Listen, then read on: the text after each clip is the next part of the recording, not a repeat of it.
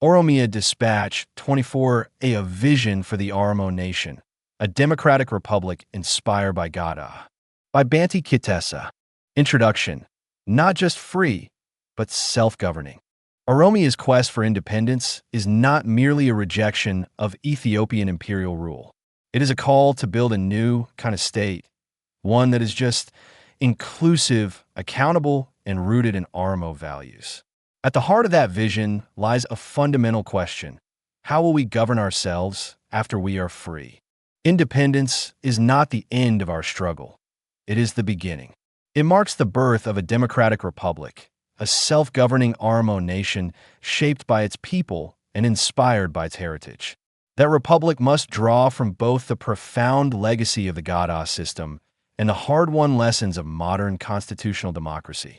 This first installment in the series A Vision for the Oromo Nation is intended to serve as a foundation for scholars and legal experts to explore pathways for building a democratic and accountable government in Oromia, one that genuinely serves all its people. From imperial rule to democratic renewal. For over a century, the Ethiopian Empire has denied the Oromo people political representation, autonomy, and voice.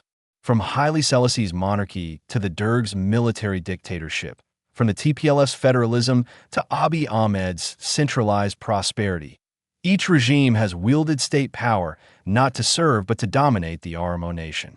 Elections were orchestrated. Laws were imposed from above. Security forces enforced authority instead of protecting public safety. For Oromos, political participation was conditional, symbolic, or punished with violence. This legacy must end. Independence offers us a historic opportunity to build a radically different model of governance, one rooted in popular sovereignty, public participation, and meaningful accountability. Founding principles. What kind of state are we building? A democratic Oromia must be grounded in clear foundational principles. These principles should be enshrined in the preamble of both the interim and permanent constitutions.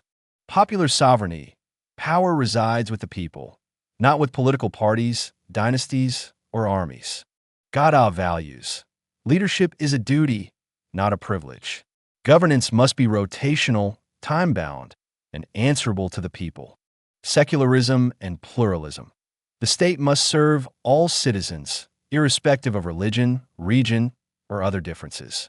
Rule of law. No one is above the law. Not the president, Abba Gadaa, not the parliament, Kafi, not the security forces. Decentralization. Authority must flow from communities upward, not from the capital downward. These values must shape the design of Oromia's institutions and the culture of its governance. Core institutions of democratic governance. 1. A Gadaa-inspired presidency and leadership rotation. Oromia's head of state should serve a fixed, non-renewable term, mirroring Gadaa's rejection of lifetime rule. Leadership rotation should be institutionalized, reflecting geographic and clan diversity to ensure inclusive representation. 2. Parliamentary oversight and legislative power. A bicameral legislature, one chamber representing regional populations, the other based on Gadaa constituencies, can balance modern democratic logic with indigenous governance traditions. Lawmaking must be transparent, participatory, and subject to constitutional review. 3. Local governance first. Local governments must control key areas such as budgeting, education, land use, and security within national standards. Elders, women's associations, and youth councils should have structured advisory roles to influence local decision-making. 4. An independent judiciary. Judges must be appointed through a nonpartisan, merit-based process. Courts should have full authority to strike down unconstitutional laws, protect civil rights, and resolve disputes free from political interference. 5. Anti-Corruption and Ethics Commission. A constitutionally protected, independent body with investigative and prosecutorial powers is vital to prevent corruption, clientelism, and elite capture. Checks, balances, and accountability mechanisms. To prevent authoritarian backsliding and ensure governance remains rooted in public service, Oromia must institutionalize the following. Strict term limits for all elected officials, public audits, and open budgeting processes, legal protections for independent media, robust freedom of information laws, civic education integrated into schools and public broadcasting, mandatory public forums, Bayakesa, where elected officials report back to their communities similar to Gada's cafe gatherings, representation for all, women, youth, and minorities.